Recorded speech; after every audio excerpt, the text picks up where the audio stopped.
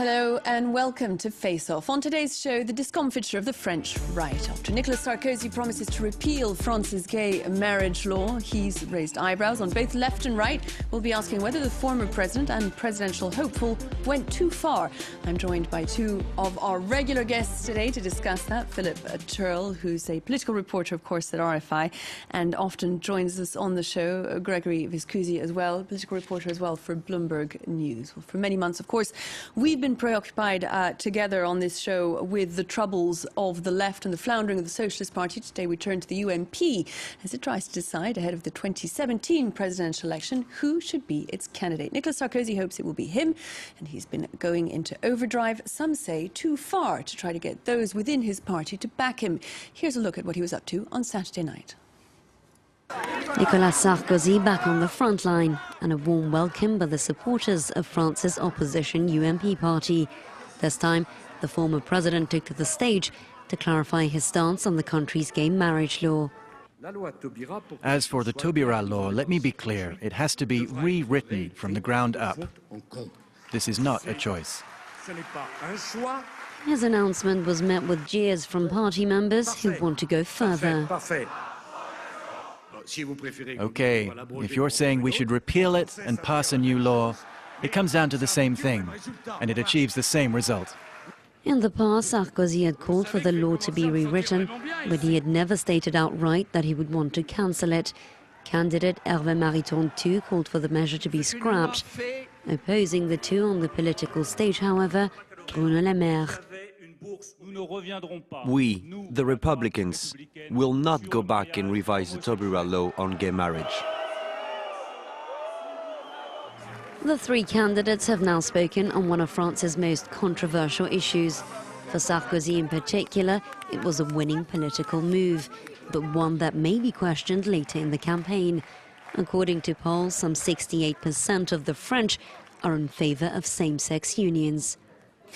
Now, Philip Turl, on Saturday night, he was in front of a particular crowd. This was the group Sens Commun, which is an offshoot of the Manif pour tous. These are the people who took to the streets in order to campaign in huge numbers, surprisingly large numbers, in something of a sort of social revolution that no one had seen coming against this proposal to allow gay marriage. It seemed that he was sticking to his original plan of announcing the rewriting of the law, and that he seemed to give in to their calls for the repeal. Now, there are two ways of interpreting this. First of all, there might be the way that many people think is that he was destabilized and gave in to this crowd chanting, "We want the law to be repealed, we want the law to be repealed." So he said, right, if that's what you want, that's what we'll do. Or it was a planned move right from the start to go down that road, and that he had really thought beforehand, this is what I'm going to do. Nobody really knows which way he's turned. The bottom line is that there are two aspects that come out of this. First of all, Nicolas Sarkozy has been, let's say, in an unfortunate position in this race to take over the leadership of the UMP party, and even more in his future race, which will be coming up afterwards, for the candidacy for president of 2017, in 2017, the next presidential election race here in France, where he would like to be re-elected. He's found competition from another former Prime Minister of France, Alain Juppé, who is his main contender for the future candidacy of presidential candidate in 2017, and Alain Juppé's made it clear that he is not going to do anything about repealing the gay law in France. So Nicolas Sarkozy has seen an opening here to try to win support from the right within the right wing in France. He believes that if he's going to win the election, it will be on the right, whereas Alain Juppé is appealing more to the centre. So maybe it was also a ploy on his behalf to try to win support from the right, the majority of which is against the gay marriage law, even though, as you said, a majority of French people overall is now in favour. Whether or not it was planned or he was pushed into it and the enthusiasm of the moment, he did seem to be sweating quite a bit there in those end clips we saw from Saturday night's meeting. The fact is that it is a dangerous strategy, and one that often appeals to parties in opposition trying to speak to the loudest but often most extreme minority within your party. I think this gay issue is a bit of a metaphor for Sarkozy's entire campaign, which is that he's very popular within sort of the hardened members of his party, sort of let's say the militants within his party. He's very popular. He's not particularly popular with the population as a whole. And in fact, the polls have shown he's even gotten less popular with the population as a whole since his return to politics. And the gay issue is very much the same thing. There's a hardcore within the UMP party that absolutely doesn't want to hear about gay marriage, wants this gotten rid of, thinks this is horrific, it's going to destroy the French family.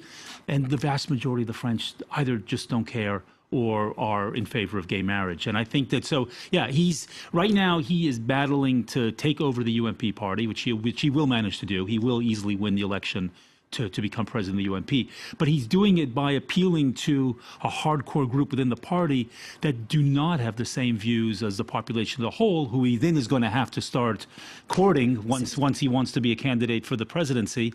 And I think Juppé has got a good head start against him in terms of overall popularity amongst the French. The good thing here that Nicolas Sarkozy has done is that he's created a buzz about himself and this issue, which has sort of catapulted him back into the spotlight. He's had two occasions to do this over the past week. This is the second one. The first one is over accusations over a telephone call of another former prime minister trying to get him out of the race to return to politics, which he said is a victimization. So obviously he's used that as an excuse to put himself in a position of victim. And now we have him saying he's against this gay marriage law and he's going to repeal it, which once again has put him in the spotlight. That's fine on the one side, but on the other side, as Gregory says, he's not doing himself any favours with most people on the right who I think now are becoming more accustomed to this law, have more or less accepted it, and also he's obviously going to cheese off big time all the gay community in France, who some of might have voted for him and now are going to say, well, we're not going to, because if he's going to undermine this law, we're being victimised.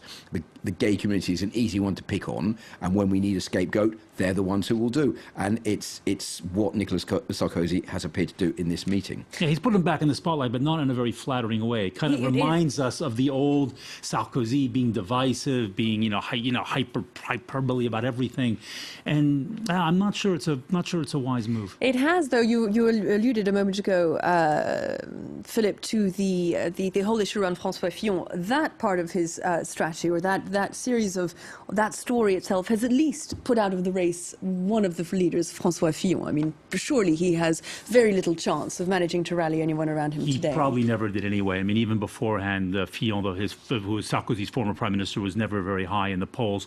And it's true. I think that the whole Fillon thing, it's a rather complicated issue.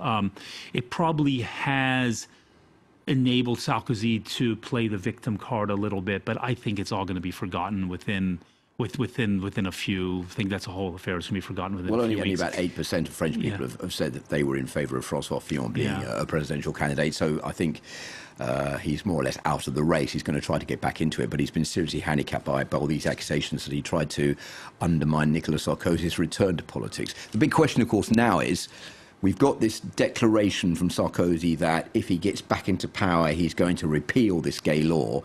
Is he going to be able to do it? The answer is no, he isn't. So this is all a false pretext, in my view. In any case, he won't be able to do it, you mean, Philip, because by then tens of thousands of marriages will have been held. The thing will be 4 years on even more accepted than it is today. In France, if you look back at French history, over the past 50 years, every time there's been a law voted which has an emotional impact on the population. For example, the law on abortion, there was the death penalty that was abolished. People said, oh no, we mustn't do that, it must be brought back. It never has been. The law on the Pax, which is a contract before a sort of pseudo-gay marriage that isn't gay marriage, that was brought in 1998.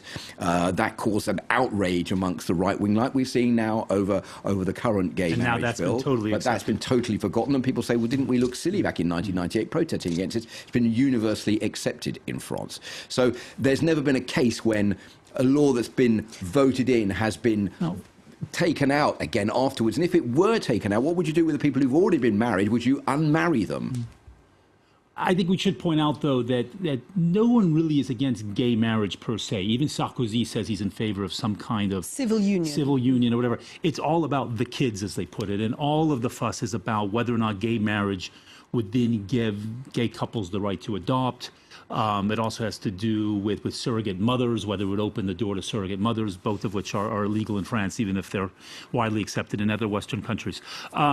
So, I mean, it's a rather weird thing that everyone's talking about repealing the gay marriage when at the same time they say they're actually not against gay marriage. They just don't want gays to be able to adopt, but there's nothing in the law that says that they can adopt. I don't know why. Or surrogate mothers either. Yeah, or surrogate mothers either. And I just don't understand why everyone's let themselves get into such a tizzy about this when it's all a question of, as Bruno Le Maire, one of the other candidates for the UMP president, says, it's just a question of adding a word or two in the law here to make this clear or that But it clear. was, of course, as you've both made clear, a hugely emotionally charged issue here in France as it was going through.